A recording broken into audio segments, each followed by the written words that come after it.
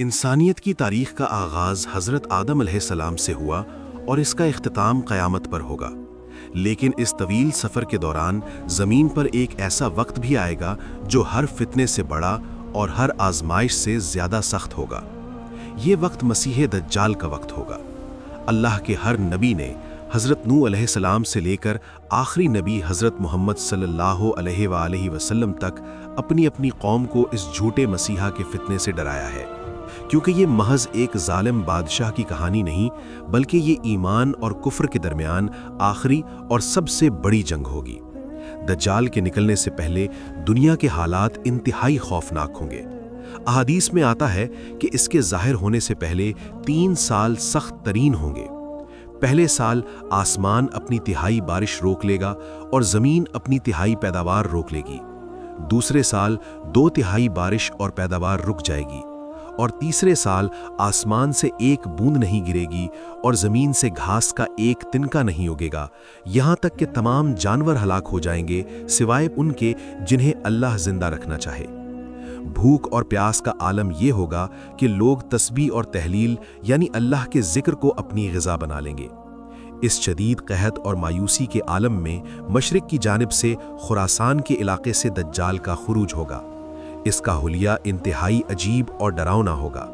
وہ قد میں چھوٹا مگر بھاری جسم کا مالک ہوگا، اس کے بال گھنگریالے ہوں گے، رنگ سرخی مائل ہوگا اور وہ دونوں ٹانگوں سے ٹیڑھا چلنے والا ہوگا۔ اس کی سب سے بڑی نشانی اس کی آنکھیں ہوں گی۔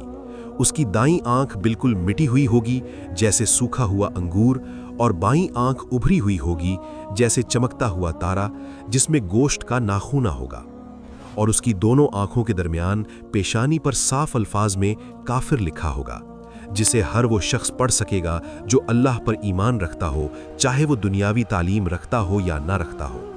دجال کی طاقت اور اس کا جادو انسانی عقل کو دنگ کر دے گا۔ وہ آندھی کی رفتار سے سفر کرے گا جیسے بادلوں کو ہوا اڑا لے جاتی ہے۔ وہ دنیا کے ہر شہر، ہر گاؤں اور ہر کونے میں جائے گا سوائے مکہ مکرمہ اور مدینہ منورہ کے، جہاں فرشتوں کا پہرا ہوگا۔ وہ لوگوں کے پاس آئے گا اور کہے گا کہ میں تمہارا رب ہوں۔ جو لوگ اس کی خدائی کا انکار کریں گے ان کا مال و اسباب ختم ہو جائے گا اور وہ قحط میں مبتلا ہو جائیں گے، لیکن جو لوگ کمزوری دکھائیں گے اور اسے رب مان لیں گے، وہ آسمان کو حکم دے گا تو بارش ہونے لگے گی، زمین کو حکم دے گا تو فصلیں اگائیں گی اور ان کے جانور صحت مند ہو جائیں گے۔ یہ ایک بہت بڑا دھوکہ ہوگا کیونکہ اس کی یہ نعمتیں در حقیقت اللہ کی طرف سے ڈھیل ہوں گی۔ اس کے ساتھ جنت اور دوزخ کی طرح کی 2 چیزیں ہوں گی، لیکن نبی کریم صلی اللہ علیہ وآلہ وسلم نے فرمایا کہ اس کی جنت دراصل آگ ہوگی اور اس کی آگ دراصل ٹھنڈا اور میٹھا پانی ہوگی۔ اگر تم میں سے کوئی اس وقت کو پائے تو چاہیے کہ اس کی آگ میں چھلانگ لگا دے، وہ اسے ٹھنڈی اور سلامتی والی پائے گا۔ اس کے فتنے کی انتہا یہ ہوگی کہ وہ ایک اعرابی سے کہے گا کہ اگر میں تمہارے فوت شدہ ماں باپ کو زندہ کر دوں تو کیا تم مجھے رب مان لو گے؟ وہ کہے گا ہاں۔ تب شیطان اس کے ماں باپ کی شکل میں ظاہر ہوں گے اور کہیں گے کہ بیٹا اس کی بات مان لو، یہی تمہارا رب ہے۔ مدینہ منورہ کے باہر نمکین زمین پر وہ اپنا پڑاؤ ڈالے گا۔ اس وقت مدینہ میں 3 زلزلے آئیں گے جس سے ہر کافر اور منافق مدینہ سے نکل کر دجال کی طرف بھاگ کھڑا ہوگا اور مدینہ پاک ہو جائے گا۔ وہ ایک مومن نوجوان کو بلائے گا، اسے آری سے چیر کر 2 ٹکڑے کر دے گا اور دونوں ٹکڑوں کے درمیان چلے گا، پھر کہے گا اٹھ کھڑا ہو، تو وہ نوجوان زندہ ہو کر مسکراتا ہوا کھڑا ہو جائے گا۔ دجال پوچھے گا کیا اب تم مجھے رب مانتے ہو؟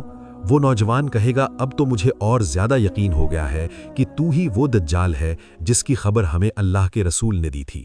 اس کے بعد دجال اسے دوبارہ قتل نہیں کر سکے گا۔ دجال زمین پر 40 دن رہے گا۔ پہلا دن 1 سال کے برابر، دوسرا دن 1 مہینے کے برابر، تیسرا دن 1 ہفتے کے برابر اور باقی دن عام دنوں کی طرح ہوں گے۔ صحابہ نے پوچھا یا رسول اللہ، اس لمبے دن میں کیا ایک ہی دن کی نماز کافی ہوگی؟ آپ نے فرمایا نہیں، تمہیں اندازہ کر کے وقت کا حساب لگانا ہوگا اور نمازیں پڑھنی ہوں گی۔ بالآخر جب مسلمانوں کی حالت انتہائی تنگ ہو جائے گی، اللہ تعالیٰ حضرت عیسیٰ ابن مریم علیہ السلام کو بھیجیں گے۔ وہ دمشق کی جامع مسجد کے مشرقی سفید مینار پر نزول فرمائیں گے۔ ان کے ہاتھ 2 فرشتوں کے پروں پر رکھے ہوں گے۔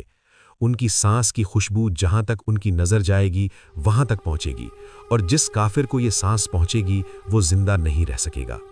حضرت عیسیٰ علیہ السلام دجال کا پیچھا کریں گے اور اسے فلسطین کے شہر لد کے دروازے پر جا لیں گے۔ دجال انہیں دیکھتے ہی ایسے پگھلنے لگے گا جیسے پانی میں نمک پگھلتا ہے، اور حضرت عیسیٰ علیہ السلام اپنے نیزے سے اس کا خاتمہ کر دیں گے۔